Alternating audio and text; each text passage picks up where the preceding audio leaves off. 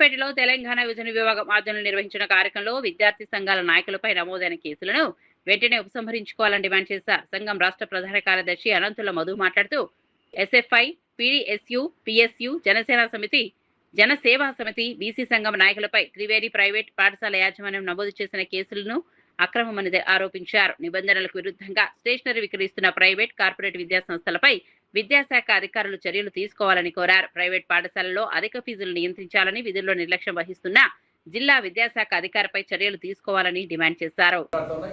DO ఇప్పటి వరకు కూడా నిర్లక్ష్యపూరిత వైఖరి అవలంబిస్తున్నాడు. వారిపైన ఎటువంటి చర్యలు కూడా తీసుకోవడం లేదు. దాన్ని అలసుగా తీసుకున్న ప్రైవేటు పాఠశాలలు వాళ్ళు ఇష్టం వచ్చిన ధరలు నిర్ణయించుకొని ఇష్టం వచ్చిన రేట్లతో వాళ్ళు బుక్స్ను అంటగడతా ఉన్నారు. చివరికి టై బెల్ట్ షూలు కూడా వదిలిపెట్టే పరిస్థితి లేదు. అదేవిధంగా ఫీజులు నియంత్రణ చేయడంలో రాష్ట్ర ప్రభుత్వం ఫెయిల్ అయిపోయింది. జిల్లా అధికారుల నిర్లక్ష్యం వల్ల కూడా ఈరోజు పెద్ద ఎత్తున కూడా విద్యా వ్యాపారం కొనసాగుతుంది. దీన్ని ప్రశ్నించిన విద్యార్థి సంఘాలపై, ప్రజా సంఘాలపై మునుపెన్నట్టు లేని విధంగా కేసుల నమోదుకు ఒక కుట్రలు జరుగుతూ ఉంది.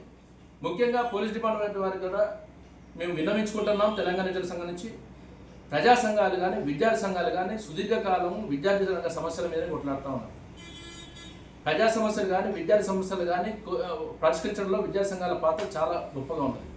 మీరు కనీస విచారణ జరగకుండా, నిబంధనలకు విరుద్ధంగా అమ్ముతున్న పాఠశాలపై చర్యలు తీసుకోకుండా, నిబంధనలకు విరుద్ధంగా ఉన్నవి అమ్ముతున్నదాన్ని కొట్లాడుతున్న విద్యార్థి సంఘాలపైన అక్రమ కేసులు బనాయించడం ఎంతవరకు సబబని ఈ సందర్భంగా మేము డిమాండ్ చేస్తా ఉన్నాం.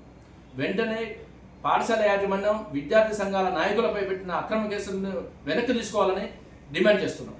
ముఖ్యంగా డిఈఓ, సూర్యాపేట డిఈఓ గారి కూడా నిర్లక్ష్యపూరిత వైఖరి అవలంబిస్తూ ఉన్నాడు.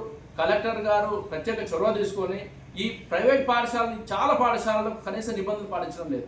ఎన్ని పాఠశాలకు నిజంగా ఈరోజు విద్యార్థి సంఘాల నాయకుల మీద కేసులు పెట్టారు కాబట్టి ఒకసారి మాట్లాడతాం. సూర్యాపేట జిల్లాలో ఎన్ని ప్రైవేట్ పాఠశాలలు నిబంధనలు పాటిస్తున్నాయి, ఎన్ని స్కూళ్లకు మీకు మైదానాలు ఉన్నాయి, ఎన్ని స్కూళ్ళలో సరైన వస్తువులు ఉన్నాయి, వీటి మీద ఎప్పుడైనా మాట్లాడిరా? ఎప్పుడైనా సరే డిఓ గారు ఎప్పుడైనా కనీసం వాళ్ళు తనిఖీ చేపట్టిరా? మేము కూడా ప్రైవేటు యాజమాన్యాలకు వ్యతిరేకం కాదు, కేవలం కార్పొరేట్ దోపిడీ మీదనే మేము కొట్లాడుతున్నాం.